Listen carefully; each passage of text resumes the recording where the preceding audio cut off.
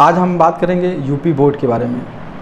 तो सबसे पहले मैं ये कहना चाहूँगा कि सभी के स्कूलों में अच्छे से फेयरवेल पार्टी या विदाई समारोह या एनुअल फंक्शन जो भी प्रोग्राम होता है बहुत अच्छे से संपन्न हो गया होगा।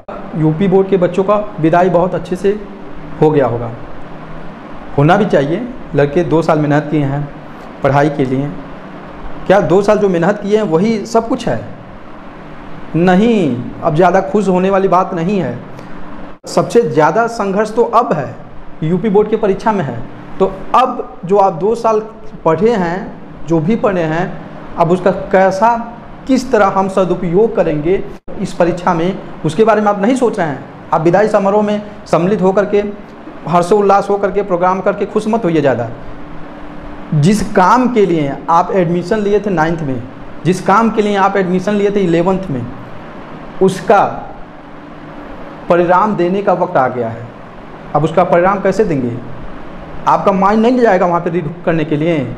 आप कॉपी के माध्यम से अपने हुनर को दिखाएंगे। जो भी आप पढ़े हैं, जो भी सीखे हैं, जो भी ज्ञान प्राप्त किए हैं, जो भी क्वेश्चंस आएगा, आप अपने पेन के माध्यम से, कॉपी के माध्यम से दूसरे के सामने प्रकट करेंगे। आप कैसे प्रकट करना है, किस तरह हम प्रकट करें कि अगला जो है हमारे लिखने का जो कौशल है उससे बहुत प्रभावित हो और प्रभावित होकर के हमको अच्छा नंबर दे। क्या इसके बारे में आप नहीं सोचे हैं कभी? तो इसके बारे में सोचेगा कौन भाई?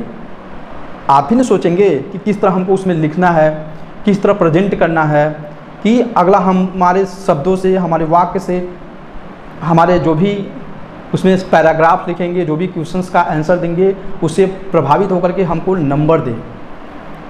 ये सोचने की बात है, इस पे दिमाग लगाने की बात है। तो अब ये सब कैसे होगा, ये आपको सोचना है। आपको अधिक से अधिक सोचना है, इस पे गहन चिंतन करना है। इतना समय आप निकाल लिए पीछे की पढ़ाई करने में, कोर्स कंप्लीट करने में, अब उसका रिवीजन कौन करेगा? ये भी तो एक बड़ा समस्या है। अब कैसे रिपीट करेंगे? हमेशा कुछ नया के चक्कर में आप कुछ नहीं कर पाएंगे। मेरा मानना ये है कि जो आप पढ़े हैं अब आप उसी का रिवीजन कीजिए। अब अधिक के चक्कर में कम भी नहीं प्राप्त कर पाएंगे। कहा जाता है ना कि लालच बुरी बला है। किसान की कहानी आप सुने होंगे कि अधिक ज़मीन के लालच में अब उसको बोला गया था कि जहाँ तक चल के तुम रुक जाओगे वहाँ तक ज़मीन तुम्हारी हो जाएगी। अब वह अधिक ज़मीन के चक्कर में चलता गया, अंत में जाकर के ज़मीन पे गिर के मर गया। जितने ज़मीन पे गिरा था ना, उतना ही ज़मीन उसके काम आया। जितने ज़मीन में गिरा था, जितने ज़मीन में फूका गया था। तो लालच बुरी बला है। आप जितना पढ़े हैं उसका रिवीजन कीजिए। अब रिवीजन करने का तौर तरीका अपनाइए। अब कैसे हम पढ़ें कि पूरा मेरा रिवीजन हो जाए और अच्छे से उसका रिवीजन कर लें, हर चीज़ कंसेप्ट क्लियर कर लें, क्योंकि टाइम बहुत कम बचा हुआ है। अब मान के चलिए टाइम नहीं बचा है, अब 2 दिन 3 दिन 4 से 5 दिन के बाद परीक्षा होने वाले हैं, तो टाइम कहाँ बचा है हम लोग के पास? तो इसके लिए आपको क्या करना है, आप एक टाइम टेबल बनाइए। अब टाइम टेबल कैसे बनाएंगे? अब इसमें हंसने वाली बात नहीं है, शर्म करने वाली बात नहीं है। आप खुद सोचिए, हमारा टाइम कब कैसे कहाँ निकल जाएगा हमको मालूम ही नहीं चलेगा। 5 मिनट किसी से बात करेंगे, कब 25 मिनट में बदल जाएगा ये नहीं समझ में आएगा। अब घर के मेंबर तो एक जगह आपस में बैठ के बात करेंगे ही, आप भी जाइए वहीं पे बैठ जाइए। अब आधे घंटे के चक्कर में 2.5 घंटा हो जाएगा, मालूम ही नहीं चलेगा। इसी तरह टाइम व्यतीत हो जाएगा। टीवी देखने बैठेंगे 2 मिनट, तो 2 मिनट के चक्कर में 52 मिनट हो जाएगा। किसी सीरियल को पकड़ लेंगे तो सोचेंगे अभी इंड करके छोड़ें। किसी फिल्म को पकड़ लेंगे तो सोचेंगे अब इस फिल्म को पूरा कर लें। अब लास्ट में क्या होगा इसके बारे में जानने की इच्छा होगी। तो इन सब बचने से लिए आप वह काम करें ही ना कि आपके माइंड में उससे संबंधित कोई भी प्रश्न उठे। तो आपके पास जितना भी समय इस समय को बचा के रखना है। अब इस समय को अपने रिवीजन में देना है।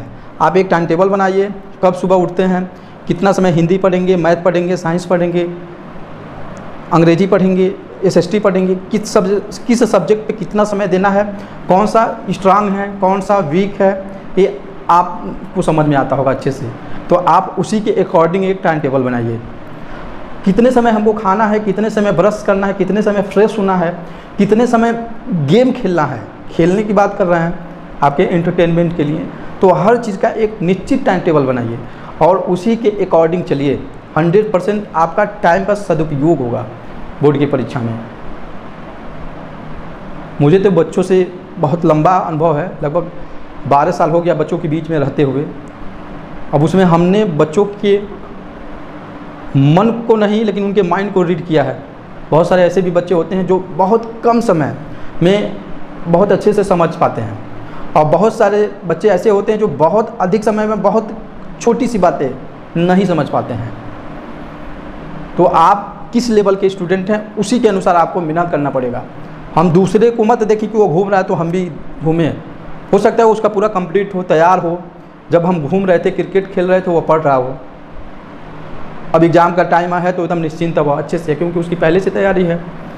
और आप तैयारी नहीं किए हैं तो क्या करेंगे, तैयारी तो करना पड़ेगा ना। क्योंकि जब रिजल्ट आएगा तो जानते हैं ना कौन सबसे पहले पूछता है, आपके रिलेशन वाले, आपके आसपास के लोग। यदि आपका नंबर कम भी आ जाता है, सबको मालूम है, फिर भी बार बार पूछेंगे कि आपके लड़के का नंबर कितना है, तुम्हारा नंबर कितना है। तो उस समय आपको क्या लगेगा। इससे बचने के लिए आप लग जाइए, एक निश्चित टाइम टेबल बनाइए और उसी के अकॉर्डिंग अपनी तैयारी कीजिए और टाइम वेस्ट मत कीजिए। क्योंकि टाइम का एक अपना महत्व होता है, अपना वैल्यू होता है। कहा जाता है ना, जो सोता है वह रोता है, जो जागता है वह गांजता है। गांजने का मतलब ज्ञान से है। जो सोएगा वह रोएगा, जो जितना पढ़ेगा उतना ही सीखेगा। परिश्रम ही सफलता की कुंजी है। आप परिश्रम आपको करना है, कैसे करना है, कब करना है, ये आपको निर्धारित करना है। क्योंकि ये कहा गया है कि उगते हुए सूरज को सभी लोग सलाम करते हैं, डूबते हुए सूरज को कोई नहीं पूछने वाला है। जब रिजल्ट आपका अच्छा आएगा तब सभी लोग आपका वाहवाही करेंगे, और जब रिजल्ट अच्छा नहीं आएगा तो वही लोग कहेंगे कि अरे हम तो जानते थे ये घूमने वाला लड़का है। तो इन सब चीज़ों से बचने के लिए आप अपने टाइम को बचाइए, अपने टाइम को चुराइए, खुद बचाइए, चुराइए और अपने आप पे खर्च कीजिए, अपने पढ़ाई पे खर्च कीजिए। यदि नंबर अच्छा लाना है तब। अभी तो ये स्टेप पहला स्टेप है, हाई स्कूल में है तो समझिए पहला स्टेप है, इंटर में है तो दूसरा स्टेप है। अब तो जीवन की कहानी यहीं से शुरू होती है। इसके पहले जिस तरह पढ़े वह ठीक है, अब जीवन की कहानी यहीं से शुरू होती है। हाई स्कूल पहला स्टेप है, इंटर दूसरा स्टेप है, ग्रेजुएशन में जाएंगे तीसरा स्टेप है। सब एक एक स्टेप में आगे बढ़ के जाएंगे।